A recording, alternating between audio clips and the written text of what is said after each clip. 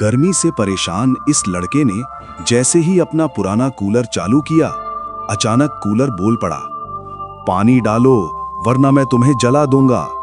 आखिर एक कूलर क्यों धमकी दे रहा था? जानने के लिए वीडियो आखिर तक देखो। गर्मी का मौसम था। सूरज आसमान में आग बरसा रहा था। छोटे से गांव सूरजपुर में लोग गर्मी से बेहाल थे। हर कोई बस यही सोच रहा था कि काश थोड़ी ठंडी हवा मिल जाए। उसी गांव में एक 12 साल का लड़का रहता था जिसका नाम था गोलू।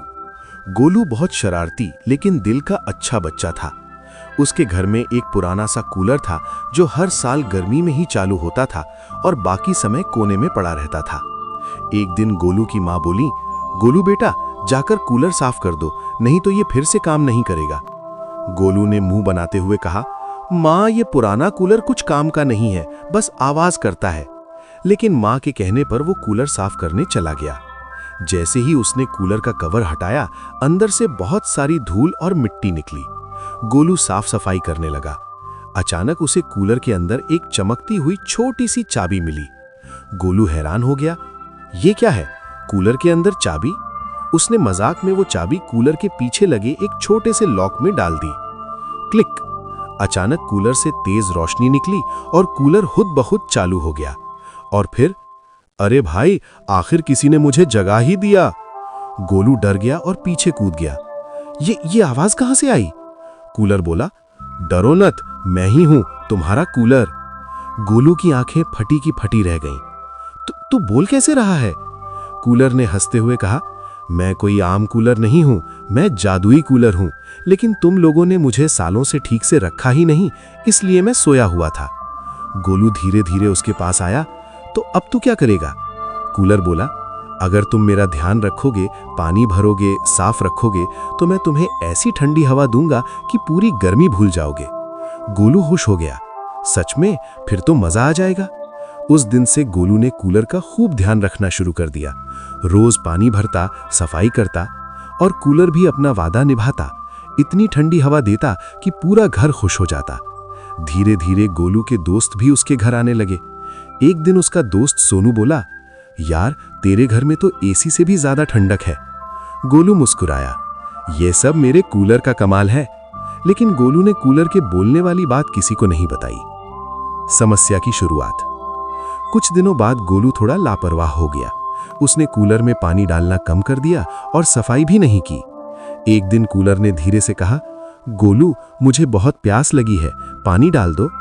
गोलू मोबाइल में गेम खेलते हुए बोला, अरे बाद में डाल दूंगा। अगले दिन फिर कूलर बोला, गोलू मेरी हालत खराब हो रही है। लेकिन गोलू ने ध्यान नहीं दिया। अब कूलर गुस्सा होने लगा। तीसरे दिन कूलर अचानक जोर जोर से आवाज करने लगा। गोलू चौंक गया, क्या हुआ?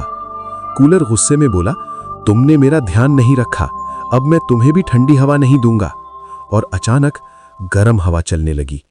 पूरा कमरा तंदूर जैसा गर्म हो गया। गोलू चिल्लाया, अरे ये क्या कर रहा है, बंद हो जा। कूलर बोला, जब तक तुम मेरी देखभाल नहीं करोगे मैं ऐसा ही करूंगा। अब गोलू के घर में रहना मुश्किल हो गया। गर्मी इतनी बढ़ गई कि सब परेशान हो गए। माँ बोली, गोलू तुमने कूलर में पानी डाला था या नहीं? गोलू घबरा गया, वो मैं भूल गया। माँ गुस्से में बोली, इसीलिए तो ये खराब हो गया। गोलू को अपनी गलती समझ में आने लगी। वो कूलर के पास गया और बोला, सॉरी दोस्त, मुझसे गलती हो गई। कूलर चुप रहा। गोलू ने तुरंत बाल्टी में पानी भरा, कूलर में डाला और अच्छी तरह साफ किया। फिर बोला, मैं वादा करता हूं कि अब से मैं तुम्हारा ध्यान रखूंगा। कुछ सेकंड तक शांति रही। फिर धीरे धीरे कूलर से ठंडी हवा आने लगी। ठीक है गोलू, इस बार माफ किया। गोलू खुश हो गया, थैंक यू दोस्त। उस दिन के बाद गोलू पूरी तरह बदल गया। अब वो रोज कूलर की देखभाल करता, पानी भरता, सफाई करता। धीरे धीरे कूलर भी फिर से खुश हो गया और पहले से भी ज्यादा ठंडी हवा देने लगा। गोलू ने अपने दोस्तों को भी सिखाया, अगर हमें कोई चीज काम में लेनी है तो उसका ध्यान रखना भी जरूरी है। उसके दोस्त बोले, हाँ सही कहा, वरना चीजें खराब हो जाती हैं। मजेदार अंत। एक दिन गोलू ने मजाक में कूलर से पूछा, अगर मैं तुम्हें चॉकलेट दूं तो क्या तुम और ठंडी हवा दोगे? कूलर हंसते हुए बोला, मुझे चॉकलेट नहीं, बस साफ पानी चाहिए। दोनों हंसने लगे। अब पूरा घर खुश था और गर्मी भी मजेदार लगने लगी। सीख: जो चीजें हमारी मदद करती हैं हमें उनका ध्यान रखना चाहिए। दूसरा, लापरवाही हमेशा परेशानी लाती है।